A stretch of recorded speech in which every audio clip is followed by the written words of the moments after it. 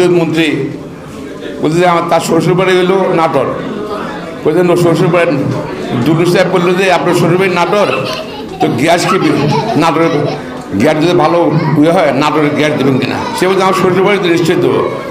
আমি বললাম যে মাননীয় স্পিকার আমি পছন্দ করতে চাই, উনি নোয়াখালী মাননীয় মন্ত্রী, তো মন্ত্রী বললাম তো ওনাকে এক প্রস্তাব দিতে চাই যে উনি নোয়াখালী একটা বিয়ে করুক, তাহলে নোয়াখালী মানুষ গ্যাস পাবে, বুঝি না? হ্যাঁ ঠিক আছে, হ্যাঁ ঘুরে ফিরার তো নোয়াখালী নিয়ে আসলাম। এই সুন্দর কথা আছে একটা, নোয়াখালীতে গ্যাস উৎপন্ন হচ্ছে, সারপ্লাস গ্যাস জাতীয় গ্রিডে পাইপলাইনের মাধ্যমে নোয়াখালীর গ্যাস সারা বাংলাদেশে যাচ্ছে, কলকারখানায় ব্যবহার হচ্ছে, বাসাবাড়িতে ব্যবহার হচ্ছে, রাজধানীতে ব্যবহার হচ্ছে, চট্টগ্রামে ব্যবহার হচ্ছে।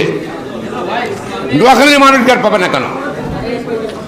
নোয়াখালীর মানুষ গ্যাস পাবে না কেন? গ্যাস তো এখান থেকে উৎপন্ন হচ্ছে, পাবে না কেন? উত্তর দেবে কি? এটা জাতীয়ভাবে বন্ধ আছে, এই তো জাতীয় বন্ধ আছে, বাসাবাড়িতে গ্যাস দেওয়া যাবে না। আমার কাছে কিন্তু এক্সাম্পল আছে, আমার কাছে প্রমাণ আছে। কিন্তু সিলেটে যে কোনো এক জায়গায় তারা এরকম দাবি করছিল, পরে সিলেটে এখানের মধ্যে পারমিশন দিচ্ছে যে ঠিক আছে ওই এলাকায় বাসাবাড়িতে গ্যাস দেওয়া। তারা এবার দাবি ছিল যে আমাদের এলাকায় গ্যাস হয়, আমরা গ্যাস দাও।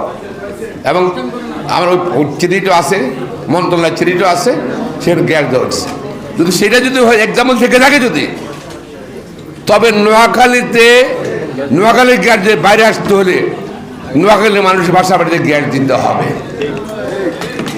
না হলে যে পাইপ লাইনে করে গ্যাস আসে, যদি কে যদি পাকলামি করে পাইপ লাইন বন্ধ করে দেয়, আমাদের কিছু করার নেই কিন্তু।